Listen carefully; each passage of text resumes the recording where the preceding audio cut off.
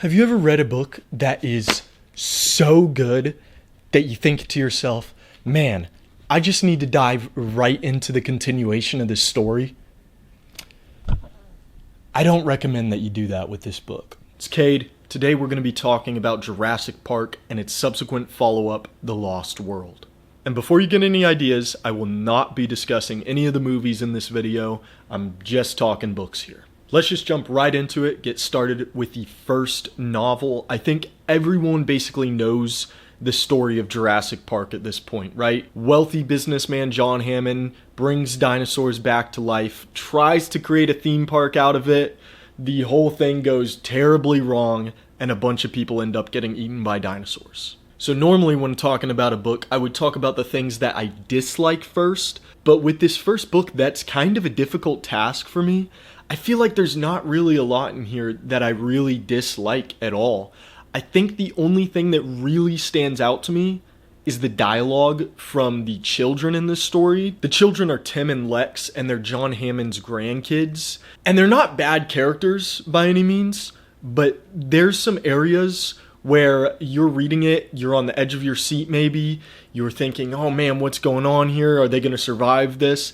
And then a line of dialogue will come from one of the children that is so jilted and clunky that it just completely takes you out of the story. And you're like, this is not how children would react to being almost murdered by dinosaurs and like attacked and having to survive and all this. Again, there's well-written parts with the kids, but I think that's the only thing that like really stood out to me in the story. I think you could make an argument that maybe there's areas of this book that are a little bit slow that could have just been cut, but I think you could also make the counter argument that like, no, you need to leave that stuff in as well. So since I don't have a ton of criticisms towards this book, I went and looked on Goodreads, an app where you can review books. I just want to talk real quick about maybe one of the biggest criticisms I see levied at this book on that site, and that criticism is the scientific inaccuracies in this book. I'm being serious. If you go on that site and you look at the reviews, there are people writing 10-page long dissertations with just bullet points upon bullet points on all the scientific inaccuracies in this book. And I'm sitting there, I'm reading all these reviews, right? And I cannot help but thinking to myself, guys, do you realize how boring this book would be if it was completely scientifically accurate like you want it to be? It would be like one of the most boring books that I think I've ever read. But I don't know, I think if that's like your hyper-specific niche, is that you know a lot about dinosaurs or like paleobotany or something, of course you would kind of want the author to get everything right.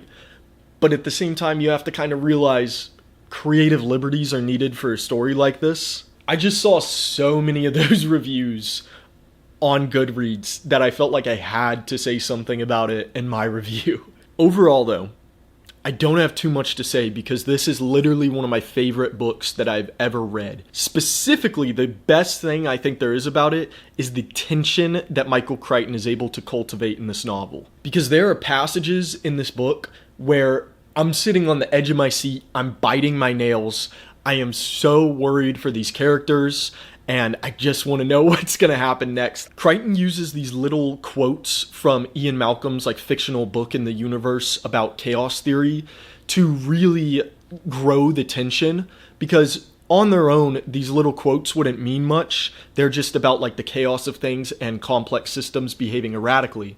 But with the knowledge that the park is kind of falling apart under all these characters' noses, it really builds the tension perfectly. And another thing in this book that's so great is the characters. Every single character in this book is so well fleshed out, and you just understand the motivations behind what each character is doing and why they're doing it. Even a more evil character like this character Dennis Nedry, who is shutting down the security to the park and basically is the reason that this all goes wrong, you kind of understand why he's doing it. We see these scenes of him being like mistreated by John Hammond and being severely underpaid for the amount of work that he's doing. He's doing like all the computer systems on this island basically on his own. So you kind of see why he would take an offer from a rival company to steal embryos from the park and kind of sabotage the park. I can't say it enough. This book is excellently written, and it's such a fun read. And to end off the book, we see John Hammond lose his life to the dinosaurs that he created, as well as a slew of other characters, such as Dennis Nedry, and of course, fan favorite Ian Malcolm dies in this book after succumbing to injuries that he sustained in a T-Rex attack. And the final passage from this book is our survivors being carried away on a helicopter and watching the government come in to bomb this island that is still housing the dead bodies of all of their friends that they just lost to the dinosaurs. But these bombs will also be sending the dinosaurs into extinction once again. And it's a sad ending, but it's also such a perfect ending for this book and really a great way to just wrap everything up. And then the second book comes along and undoes all of that.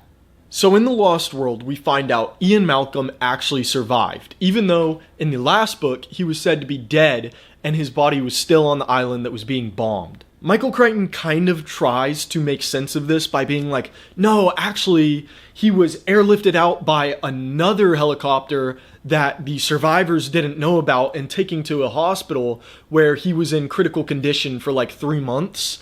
So he kind of tries to make it make sense, but it's still lazy and I still hate it. And it really feels like a cheap trick used to bring back the fans' favorite character, Ian Malcolm. But since I don't think as many people know this story, I'm going to summarize it real quick for y'all.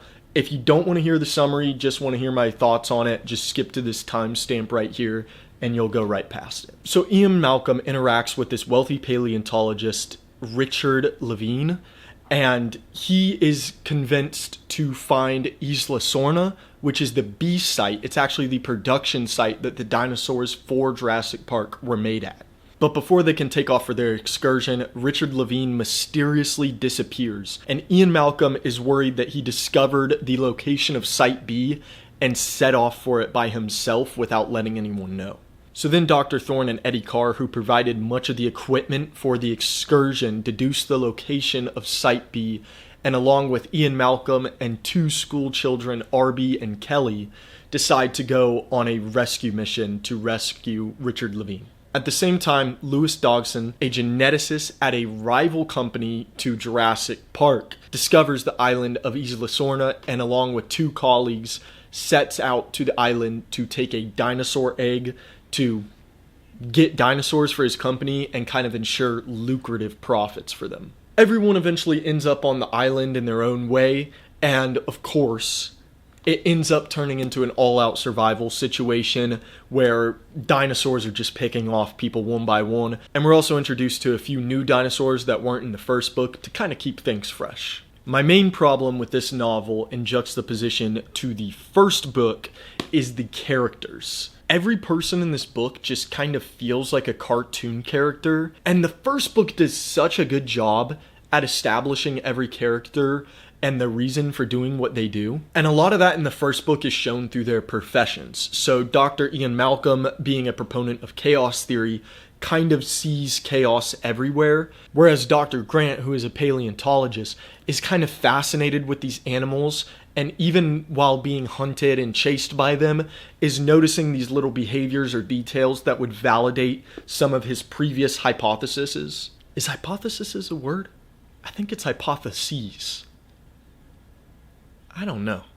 But anyway, in this book, it kind of just feels like everyone is just doing things, and we don't really get the depth to the characters and the story that we do in the first book. The biggest example of this, I think, is Lewis Dodgson, who just feels like a supervillain in this book. For example, he doesn't actually shoot his parents in this book, but when imagining it, he imagines that it would be the same as shooting an animal for him. And then later on, he offers to give Sarah Harding, a friend of Ian Malcolm's, a boat ride to Site B. And then he tries to push her overboard and kill her in front of a group of people. Some of these people being just local guides that he hired to drive them to the island. But he's kind of been established as this genius but ruthless guy who who is constantly engaged in like corporate espionage and stuff like that. And his whole plan in this book, right, is to go to the island and steal some eggs so he can have dinosaur DNA,